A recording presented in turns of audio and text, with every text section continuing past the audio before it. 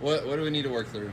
Well, we solved one spot under the valve cover. We know there's still another problem, but if we don't actually fix the reason there's problems with injectors, we're not going to get any ground anywhere here. We're going to continue to fight through injectors. So we can pull the valve covers off 8 times a day and replace an injector 8 times a day, but if we don't have proper fuel pressure, we're never going to solve the problem to why they're actually failing.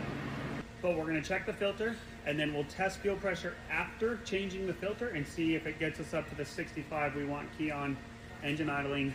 We want 65 PSI key on engine idling.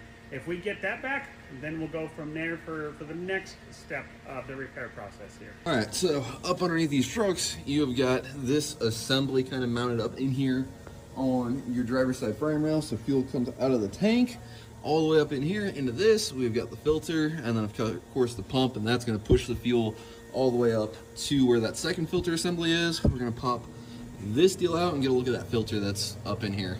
All right, so pull the fuel filter. The fuel filter in it doesn't look terrible. You can definitely see that it has collected some crap, but nothing stopped up or anything, which is a instant flag because as you see, we got the low fuel pressure. And this is what you end up getting into next. I mean, y'all can kind of see just all of the crap that's up in there.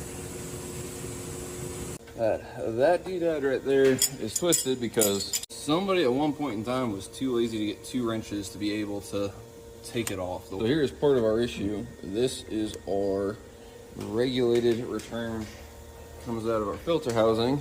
As you can see, there is a piece of crap in there. And of course y'all can see more just the crap that's coming out of that return. Oh, would you look at that? We've got 48 pounds of fuel pressure now.